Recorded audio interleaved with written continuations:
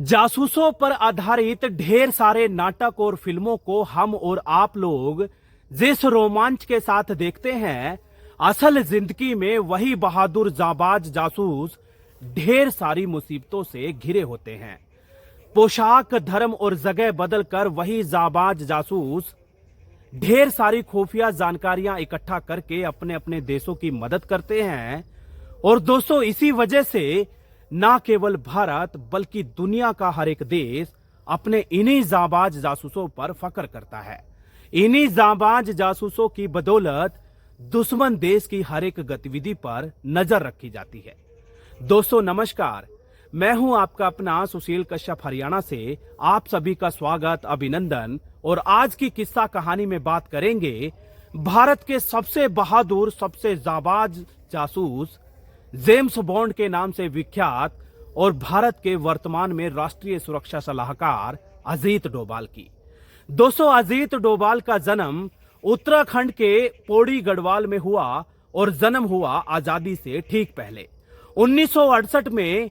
IPS अधिकारी के तौर पर केरल में कैडर मिला और आईपीएस के तौर पर एक ऐसी किस्सा कहानी जिसके बाद ना केवल केरल बल्कि पूरे देश का बच्चा बच्चा अजीत डोभाल का मुरीद हो गया। जानकारी मुताबिक केरल में जगह जगह हिंदू मुसलमानों के बीच में लड़ाई झगड़े की छिटपुट घटनाएं सामने आ रही थी और लगातार ये शिकायतें बढ़ने लगी थी। अजीत डोभाल नाम के नवनियुक्त आईपीएस अधिकारी ने एक ऐसा हल निकाला कि तमाम शिकायतें मिलना बंद हो गई और हर एक छोटा बड़ा अधिकारी सोचने समझने पर मजबूर हो गया कि ऐसा भला कैसे हो गया। उस दौर में तत्कालीन प्रधानमंत्री इंदिरा गांधी ने भी नवनियुक्त आईपीएस अधिकारी अजीत डोभाल को दिल्ली बुलाकर न केवल हौसला अफजाई करी बल्कि उनको जासूस बनने का ऑफर तक दे दिया। दोस्तों, मैं बात कर रहा हूं उस दौर की जब देश में आतंकवाद का बोलबाला था और उस दौर में हमारे देश को आईबी और इंटेलिजेंस तमाम एजेंसियों की स्थापना की दरकार थी। और दोस्तों, वही तेज तर्रार आईपीएस अधिकारी अजीत डोभाल बन गया देश का सबसे जाबाज जासूस। दोस्तों, अजीत डोभाल ने न केवल 1-2 साल बल्कि पाकिस्तान के चप्पे चप्पे पर पूरे 7 साल बतौर जासूस गुजारे। कभी वो भिखारी बने तो कभी मौलवी बने, कभी नाई बने तो कभी मोची बने, कभी भिखारी बनकर कटोरा लेकर जगह जगह भीख मांगकर गुजारा किया। देश के लिए तमाम जासूसी के तौर पर जानकारियां इकट्ठी करी और तमाम जानकारियां देश को आदान प्रदान करते रहे। बड़े बड़े मंसूबों को बेनकाब किया। और दोस्तों, एक ऐसी किस्सा कहानी उसी अजीत डोभाल ने, जो कि वर्तमान में भारत के राष्ट्रीय सुरक्षा सलाहकार हैं, एक कार्यक्रम के दौरान कही थी कि पाकिस्तान में एक मजार है जिसको अक्सर जो है ओलिया की मजार कहा जाता है। उस मजार पर आए दिन सैकड़ों हजारों की संख्या में नौजवान आकर के नतमस्तक होते हैं और रोजमर्रा की तरह आज भी हजारों सैकड़ों की संख्या में नौजवान, महिलाएं, बुजुर्ग वहां पर आकर नतमस्तक हो रहे थे। उसी जगह पर अजीत डोभाल भी मुसलमान का गेटअप लेकर बैठे हुए थे। उनके सर पर टोपी थी, दाढ़ी लगी हुई थी और बिल्कुल ऐसी वेशभूषा थी जैसे कि मौलवी की हो। दोस्तों, वहीं पर बैठा हुआ एक अन्य शख्स लगातार काफी लंबे अरसे से अजीत डोभाल को टकटकी निगाहों से देखे जा रहा था। अजीत डोभाल भी डर गए, सहम गए। उनको लगने लगा कि कहीं किसी ने उनको पहचान तो नहीं लिया।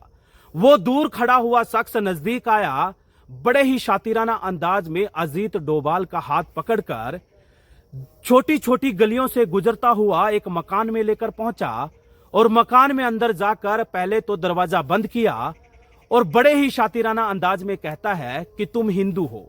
अजीत डोभाल नाम का वो भारतीय जासूस कहता है कि नहीं, मैं मुस्लिम हूं। वो आदमी फिर जोर देकर कहता है कि तुम झूठ बोल रहे हो, तुम हिंदू हो। वो कहता है कि तुम्हारे कान छिदे हुए हो, तुम वाकई में हिंदू हो। जब बार बार जोर दिया गया तो अजीत डोभाल को भी हां में हां मिलानी पड़ी और वो शख्स कहता है कि तुम घबराओ मत, डरो मत। जिस तरीके से तुम हिंदू हो, मैं भी तुम्हारी तरह हिंदू हूं, लेकिन देश दुनिया की नजरों में मुसलमान बनने का ढोंग कर रहा हूं। वो शख्स वहां पर पड़ी हुई तमाम तरीके की मूर्तियां और फोटो भी दिखाता है जो कि हिंदी देवताओं की थी।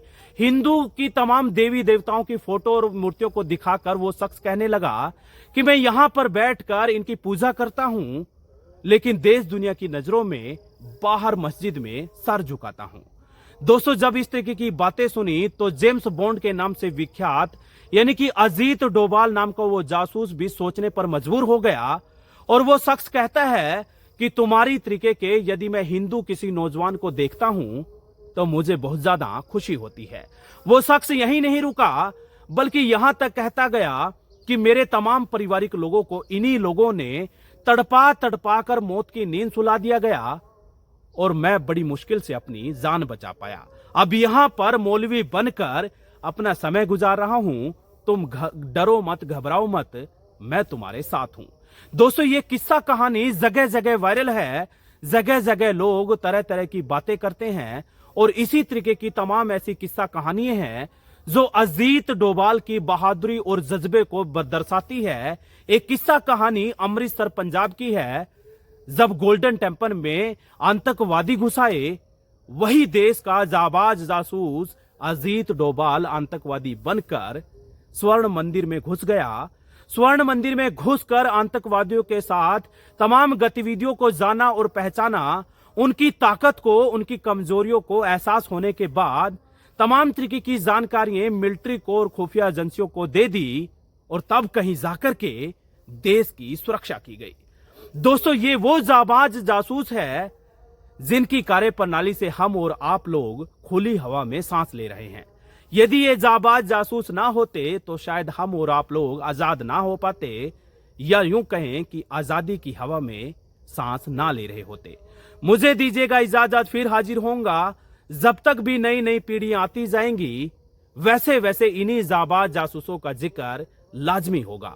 मुझे देना इजाजत, फिर हाजिर होऊंगा इसी तरीके की एक और किस्सा कहानी के साथ। तब तक अपना ध्यान रखिएगा, बहुत सारा अपना ख्याल रखिएगा।